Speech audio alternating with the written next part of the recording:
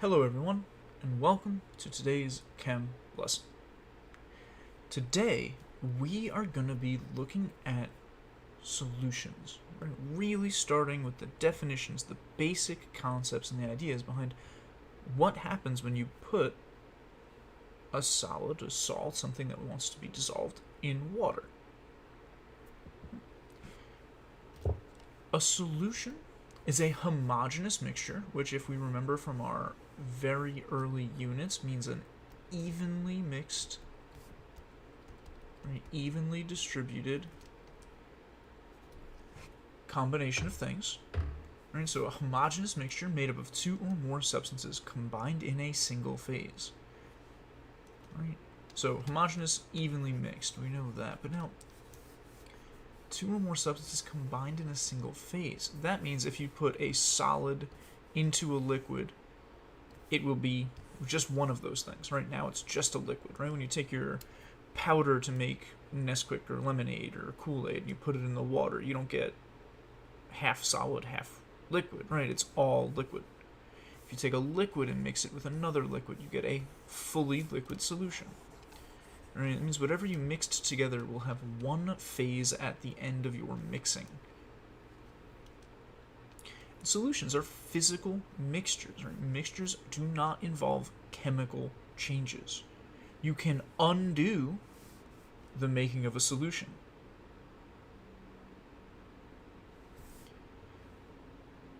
Now, along with this term solution comes two important words, solute and solvent.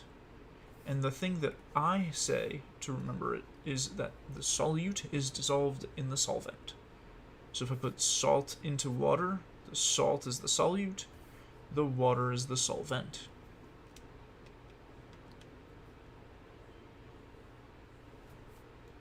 Solute is always the thing being dissolved, and solvent is whatever we are using to do the dissolving.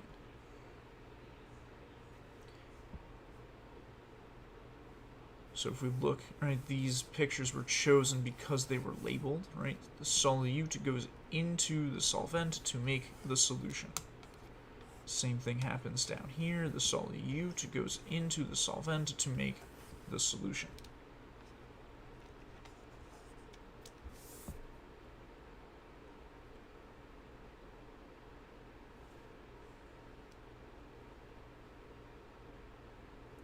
Now, how do we actually dissolve things? That's what we're going to focus on today. Right? When I put this pile of solid into this water, what happens when it dissolves? What happens between mixing and this final product?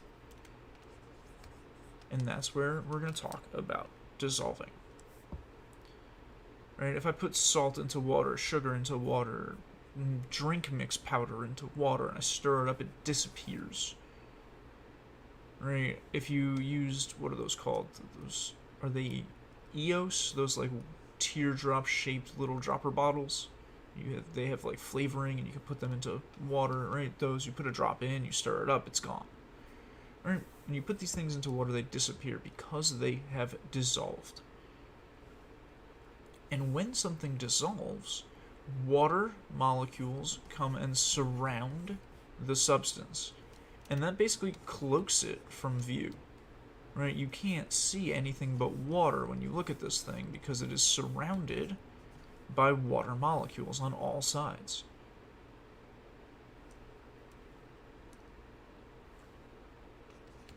And this is where our AQ subscript comes from.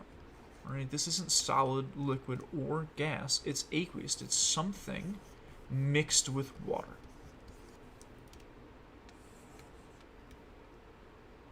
And so when we say NaCl, table salt, AQ, we're talking about this.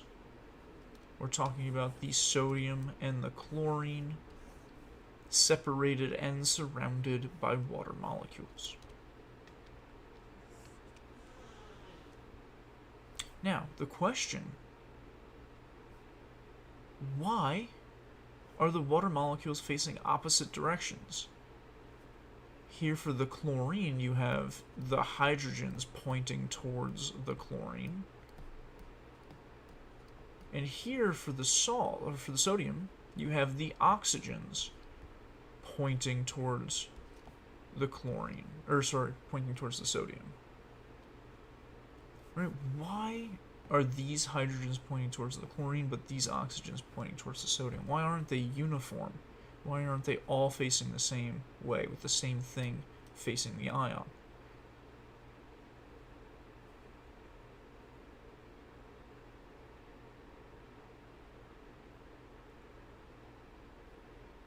The answer there is the polarity. Water is a very polar molecule. When we draw water, we know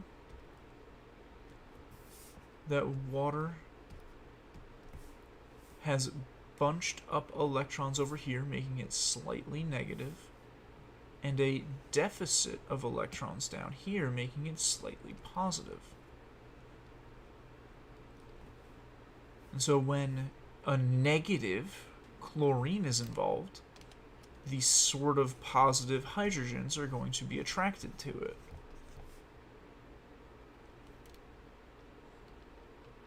When we have a positive ion, like sodium, the negative, sort of negative oxygens are going to be attracted towards it. Right? And this polarity, the fact that water is so polar, is what makes this whole discussion possible. Right? Things dissolve in water because water is polar.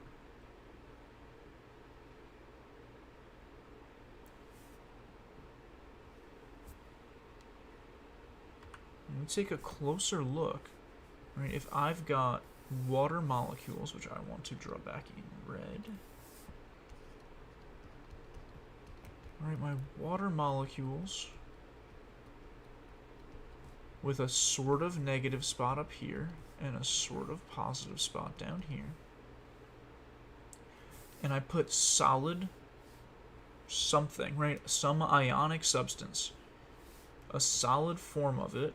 It's going to have these alternating positive and negative ions. Now when you put this into water, the water molecules start to interact with this substance. They go and they pull apart the ions. The positive bits, the hydrogens, are going to pull this negative ion off of the big, block. And then they're going to surround it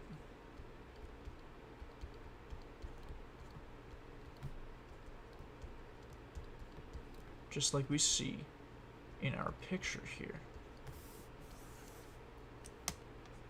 The same thing is going to happen to our positive substance. Right, whatever the positive ion is going to be dragged away, pulled apart by the water, and then surrounded with the oxygens facing inward.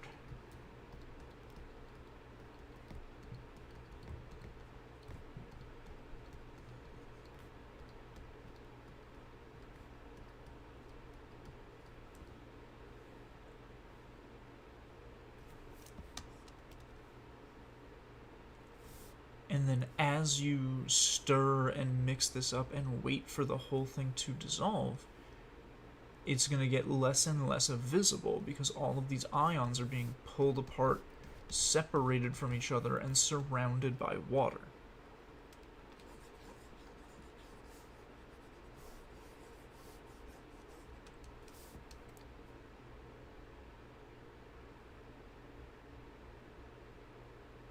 But let's think for a second. This is only happening because water has these semi-charges here. Sort of negative, sort of positive. Water's polarity is the thing pulling apart this substance.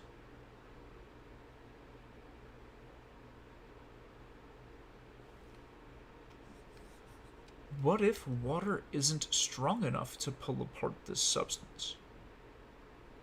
What if this attraction, what if this green attraction between the positive and the negative is stronger than this attraction here that the water has for the ions, then water can't pull this substance apart.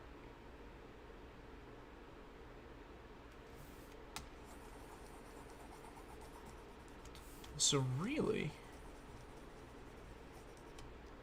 only certain things dissolve in water. And we get to ask ourselves, is water stronger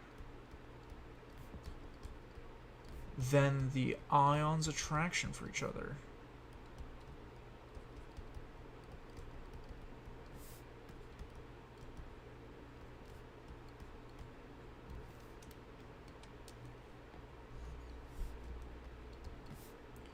If it is, the substance dissolves.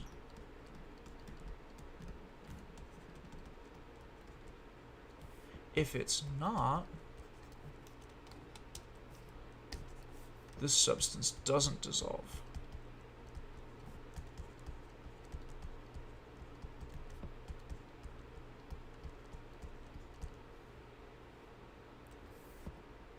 Water is polar. Water is very strongly polar. Water will dissolve a lot of things, but it won't dissolve every ionic substance. Right? Sometimes this attraction is stronger than this attraction, and you get something that doesn't dissolve. And next time, when we start looking at Table F, we're going to talk about how we can tell. How can I tell by looking at this thing whether or not it will dissolve in water? But for now, I'm going to transition us over to our Zoom meeting for questions, comments, concerns, and attendance. And I will see you there.